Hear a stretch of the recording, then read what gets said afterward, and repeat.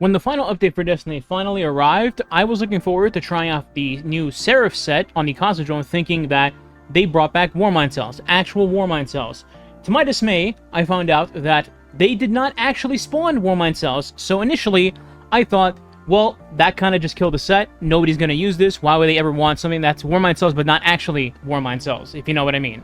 Thankfully, I was completely wrong, and the set actually bangs. Now, there's a way to set up a build for all three characters using a similar setup, but today, I'm going to be talking about specifically Titans, because the Titan version of this is so unbelievably stupid that I'm shocked they are not thinking about disabling it. I'm joking, I'm not saying disable it, I'm just saying it's really good. Let me just give you a brief list of the stupidity of this build, okay? So here we go.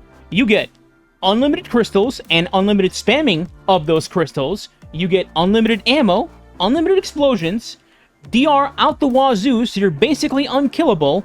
You can deal with every champion type and freeze kill them non-stop. You can tank hits on any difficulty in the game, and yes, that does include Ultimatum and Grandmasters and all that. Oh, and you also get your super really fast, but the funny part is, you will never want to actually use your super. Behold, the demon of today's showcase. Skeletor wishes he looked this good, by the way. So we're rocking the 7 Seraph set. I'm rocking a helmet, a chest, boots, and class item.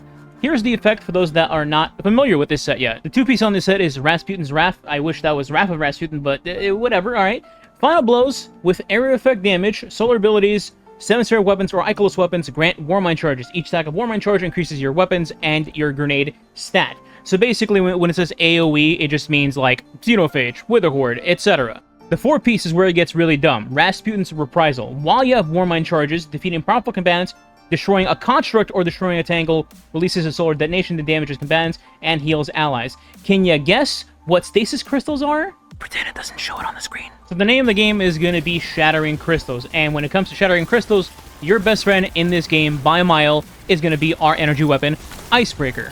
Now, Icebreaker is not the only weapon you can use with this build. There are other options, like Xenophage, for example, that makes its own AoE effect when you shoot things with it, including crystals. But for this particular setup, Icebreaker is just number 1, and it's not even close. And the reason for that is mainly its catalyst, because its catalyst says landing a hit on a stowed or frozen target has a chance to return the round to the magazine, meaning that in theory, you can have unlimited ammo with Icebreaker and literally never run out of ammo.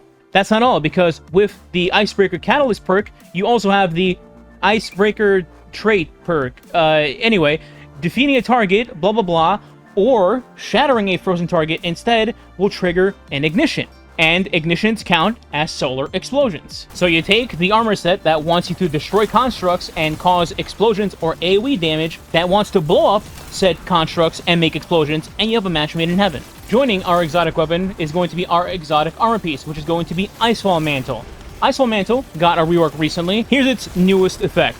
While you have a stasis super equipped, rapid stasis final blows give you frost armor. You heal a small amount anytime that you gain frost armor, and you replace your class ability with a burst of stasis energy that freezes nearby targets or slows nearby opponents and grants you increased frost armor. So essentially, you make boom, you get frost armor, you get healing, and then rinse repeat the process. Quick shout out, if you don't have Icefall Mantles, you could also use Blast Wave Striders. I actually really like these boots after they got buffed the second or third time or whatever.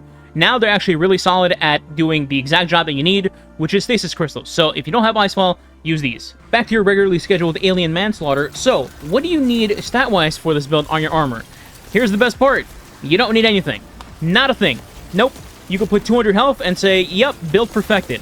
Realistically, you could put on 100 melee and 100 grenade if you'd like, just to get the maximum cooldown for those abilities, because they help you create crystals, particularly your melee. But other than that, which is very easy, by the way, getting to 100 points, you don't need nothing. So if you have 5 super stat and 5 weapons and 5 class ability, it doesn't mean anything, because all you're going to do is just spam melee, create crystal, shoot Icebreaker, rinse, repeat. Maybe you throw your grenade in there occasionally, and that's it. Remember, your super is basically a detriment to this build. Not really. You could use it if you like. If you have some sort of bloodlust to use Behemoth on, like, dregs or whatever, you can. But realistically, you don't need to pump any stats into super for this build at all. What you do need to worry about is your kit, so let's talk about it. In Behemoth, for your abilities, none of it matters. Technically, you want to have Glacial Grenade on, because it's just, you know, actual crystals, but you don't have to. Everything else doesn't matter. Now, in your aspects, the star of the show, here does matter, which is Howl of the Storm. This lets you slide and activate your charge melee, doing a bunch of nonsense, and then specifically creating stasis crystals. You also gain an extra melee charge, which is great. This allows you to just put crystals on the field, on demand, instantly for Icebreaker to shoot down right away. Meanwhile, the other aspect, Tectonic Harvest, is going to activate every time you shoot Icebreaker, pretty much. It'll make a bunch of stasis shards around you, which you then pick up, which will then give you Frost Armor. And on top of that, if anything does hit you, when you take damage, when you have Frost Armor, you gain melee energy back. For my fragments, I'm going to have all of them up at the top of the screen from left to right. The first is going to be Whisper of Rhyme. Your Frost Armor has increased duration and a higher maximum stack count overall. The more stacks you have, the higher percentage you get of damage resist from your Frost Armor. Next is Whisper of Fissures. This increases the size and the damage of your stasis crystals when they do explode. Pretty self-explanatory. Number 3 is going to be Whisper of Hunger. This increases the melee energy you get back when you pick up stasis shards. So it just quickly lets you recycle your melees every time you use one, break crystals, pick up shards, and bang, you have a new melee. And lastly, Whisper of Conduction. Nearby stasis shards track to your positions. You don't have to run around collecting them, they just come to you. For my artifact, I'm using the Slayer Baron Apothecary Satchel. You got me fucked up if I'm ever saying that again. Anyway, this thing plays a big part in this build, so let's go from the bottom. First, we got Wind Chill. Hits against slowed or frozen targets, gives you a stasis shard. Free bonus. Then we got Crystalline Converter. After activating your class ability, we're not doing that, who cares? Gather stasis shards to gain stacks of Crystalline Converter. Cause your next powered stasis melee hit to create stasis crystals equal to the number of stacks that you have. Hail the Storm. Just more bonus damage when you shatter crystals and you get more stasis shards. Frost Renewal. While you have Frost Armor, if you happen to take a big hit and you go in the red somehow and something's near you, you release a burst that freezes, which will freeze all the enemies near you, and then give you bonus Frost Armor for you and your allies. The next two are Curative Orbs and Served Cold. These aren't really mandatory, you can swap these out if you want, not a big deal. Lastly, we have Brain Freeze. Frozen combatants become surrounded by Chilling Fog, which slows combatants that aren't already.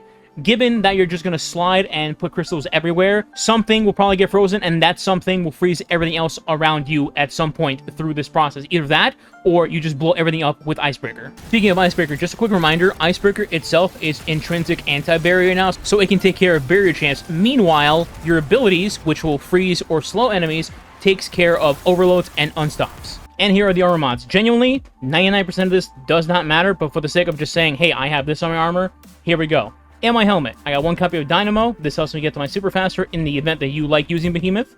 One copy of Special Ammo Finder in the miracle chance that I somehow don't have Icebreaker ammo, or I'm running double special. Then I have one Harmonic Siphon, because I have stasis weapons on for my primary slot, and my heavy, that being a Slammer, and then the SMG from Renegades. In my gloves, I have triple melee font, just to increase the stat of my melee, since that's basically the one stat that I care about. In my chest, it's just resists. In my boots, it's one solar surge. Since I'm going to use Icebreaker forever, I might as well increase its damage when I get an armor charge.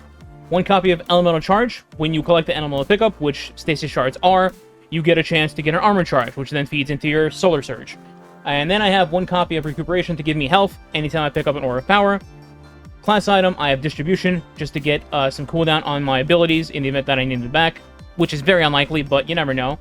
One copy of Time Dilation to increase the timer on my armor charge, and then one copy of Powerful Attraction for picking up Ores of Power if I happen to use my class ability. That's the build. Let me know what you think. I'll have a dim link for the build down in the description below in case you want to try it on your own. In the meantime, if you enjoyed the video, sub today, leave a like, leave a comment. If you don't know what to leave as a comment, you can leave. Let's go with something serious today. How about Rasputin's Bussy as the comment. Thanks for watching. Catch you next time.